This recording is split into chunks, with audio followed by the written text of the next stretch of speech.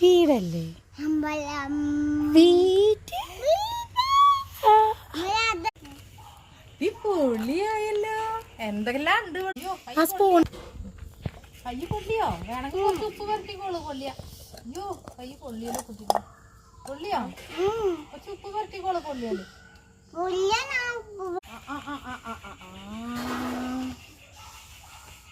എങ്ങനെ ചോറ് വെക്കുക?